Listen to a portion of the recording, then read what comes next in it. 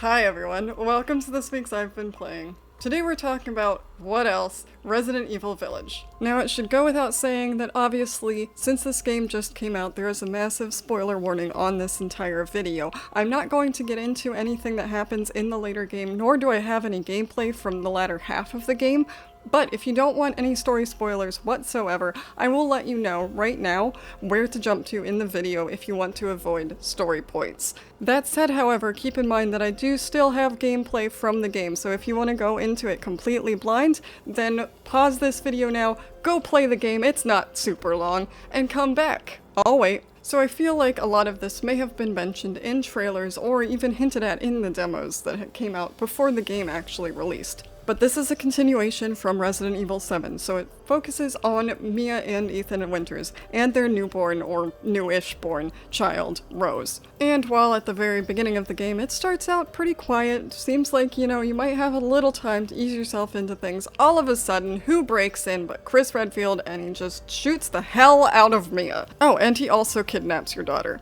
And you, come to think of it. But of course that doesn't go as intended, as later Ethan wakes up in the middle of nowhere, seemingly the middle of nowhere, in the nighttime, in the snow, doesn't know where he is, doesn't know where his daughter is, doesn't know where anyone else is, and people are dead. And thus you wander into the village of the title. Obviously at this point your main goal is to save your daughter because she has been kidnapped and you want to go find her. You're not sure where she is though. But after a wander through the village it becomes obvious that things are not going great here. There are werewolves, there are a lot of dead people, there are a lot of things going on, a lot of monsters, mostly werewolves, let's be honest. A lot of the things at the start are werewolves, they're called lichens, which is also werewolves, but they're not quite like werewolves how you would expect them to be, you know what I'm saying? And after a little while, it becomes obvious that you need to go to 4 different places to help save Rose. So there are 4 different people, let's say. I don't know that people is quite the right word anymore, but there are 4 different people in 4 different areas you need to go to help save your daughter. And all of these people are disciples or quote-unquote children of Mother Miranda, who is kind of the controller, the idol, the god or goddess, I guess, of the village in some capacity and in some way. And again, I don't know that that's quite the right word, but she is kind of in control of everything that's happening and kind of the reason, or pretty much the reason, that Rose is now gone. So these are the 4 different people you fight before you take on Mother Miranda. Is obviously the end of the game, and I'm not going to get super into that. I already said that. I'm not going to spoil anything past about halfway through the game, but you do go through all 4 of these people. You start with Castle Dimitrescu, which is the tall vampire lady that everyone already knows about and was all over the advertising and everyone has fallen in love with. But you also have to go through the 3 other areas as well. And all of them kind of have a different theme. They have a different theme. Let's go with theme so I don't spoil too much. But by far, the most effective and the scariest one is the second one you'll come across. It's the Beneviento Estate, and it was terrifying. I was playing it midday, and it was still awful. It was really well done, and it was scary, but that was the worst thing I've ever had to do. And that, I think, is probably my favorite part of the game because it was genuinely scary. And I think that brings up a point that I want to talk about. I have played a lot of the Resident Evil games. I haven't quite gotten to all of them. I've fairly recently have played all of them because when they first were coming out, I didn't have anything to play them on, so it's only been within probably the past 5 years or so that I've played any of them, and I've played most of them, I would like to say, at this point. And while I do enjoy all of them, for the most part, to varying degrees, I don't find them very scary. I don't find zombies or zombie-like things very scary, and I would say Resident Evil 7 would probably have been the scariest one that I played if I hadn't watched an entire playthrough before I got around to playing it, because at the time, when it came out, I didn't have anything myself to play it on, so I watched it instead. I have played it since, but because I had already seen everything that happened and all of the surprising bits, none of them really got me the way they would have if I had played it fresh. But something about this one, I think it was the silence versus the noise when monsters show up. There were a lot of times where it was completely quiet, and then something would pop up and it would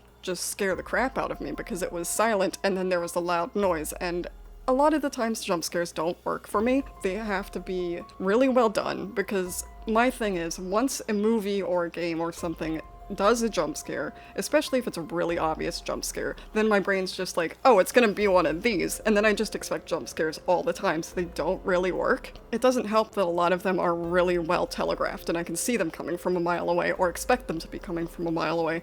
They don't generally get me, but something about the fact that a lot of these were just, I'm sure they were scripted, but it didn't feel like it, and the fact that it was silent and then suddenly noise happened, they got me a lot at the time. And then also, the house that I mentioned, the area that I mentioned, it was just so, dolls are creepy, man. Dolls are creepy when they're not creepy. Then you gotta make it creepy, and then you gotta throw in something else creepy. It's awful.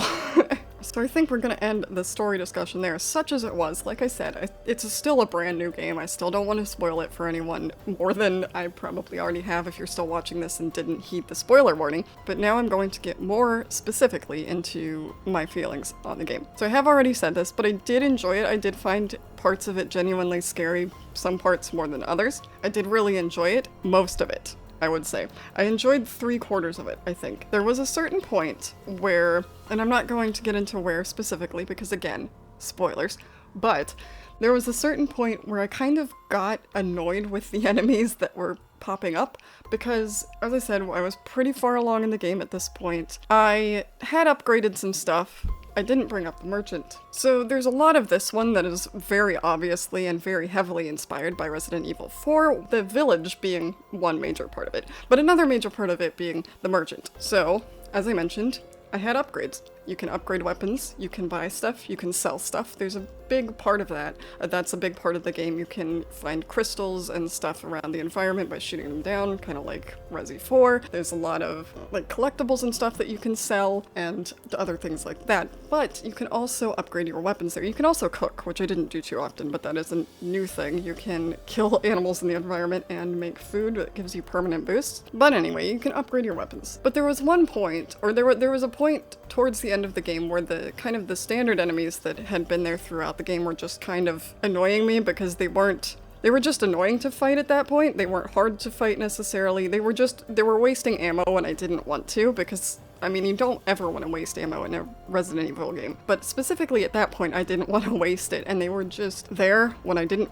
need them to be or didn't want them to be. It wasn't a challenge necessarily, or at least not the challenge that I think they wanted it to be. There were also other enemies later on where, again, they were kind of just in my way, and I ran away from them eventually because I didn't have the health items to deal with it. I didn't have the patience to deal with it at that point because I got really lost in this area and I just wanted to get through it, and they were just in my way and they kept attacking me and kept killing me, and I was just like, you know what, I just want to get up this damn ladder, please stop. So I just think that by the end of the game, the combat was wearing a little thin for me, even to some extent in the later boss fights. Another thing that I don't really think I liked very much, I don't like how the ending worked. I'm not going to talk about the ending, I'm not going to give away anything about the ending, but I really don't like how the story concluded. I don't feel like, I don't know, just something about it doesn't sit right with me, and I'm gonna play it again at some point, and it may strike me differently then, or maybe if I just need a little bit of time away from it, because I literally finished it like an hour and a half ago, and it's just kind of, right now it feels a little lackluster and a little not as explanatory as I would like it to be, and there's a lot of stuff from the earlier half of the game that I feel like the ending is almost a cop-out in some ways. If you've played it, you might know what I mean, but like I don't know, there's something about it that I can't quite put into words, and that I just don't like very much. I don't like how it wrapped up. I don't like the fact that I understand it's a continuation of Resi 7, but I don't know that I like how the ending handled it. I don't know. But overall, I did really enjoy myself. I did enjoy the first half or so, or like I said, the first 3/4 of the game. I really enjoyed it. I think it was a lot of fun. I think there were a lot of interesting ideas that were brought into play. I think it was a nice setting. It was gorgeous. It was a gorgeous setting, and I'm still playing on my Xbox One, and it still looks amazing, although the frame rate of some bits towards the end did look a little questionable. The game itself didn't slow down. There were just some things in the distance that looked a little bad. But it still looked great. It still graphically looked great, so I can only imagine what it looks like on the newer consoles. I know there's also the, I don't remember what they called it, this one, but the multiplayer thing, I haven't tried that out yet. I don't know if I'm going to. I'm not really that bothered about it, to be honest. I don't know that I care enough to play it. I should at least see what it is, I guess. It came with the game. Also, in terms of length, it took me just under 9 hours. I think it was 8 hours 45 or something very close to there that I got through it on standard difficulty, which is nice. I don't know that unless you're really invested in it, if you would be willing to pay full price for it. But because I have so many games on the go, and because so many of them are massive RPGs with 60+ hour playtime, it's kind of nice to have a game that I can just play in a weekend or on one weekend day, or play, hell, if I had time, I could play it twice in one day. It's kind of nice to have one of those games. I don't know that a lot of people necessarily, unless you're a giant Resident Evil fan or just want to buy every game that comes out, are necessarily going to think that it's worth full price. But hey, that's a matter of opinion, and that's also up to your financial situation, I suppose. And I think that's all I have to say about it. I really enjoyed it. I am gonna play it again. The ending, not the best, maybe, but again, I might just need more time to think about it or come to terms with it. But those are just my thoughts. What do you think about the game? Are you enjoying it? Have you played it? Are you waiting a little while to pick it up? Do you want to see more? That kind of thing. Let me know all of your thoughts in the comments. I hope you enjoyed this. If you did, consider leaving a like and subscribing. I do one of these every Monday, or at least every Monday that I am able to play a game. I hope you enjoyed, and I hope to see you next time. See you later.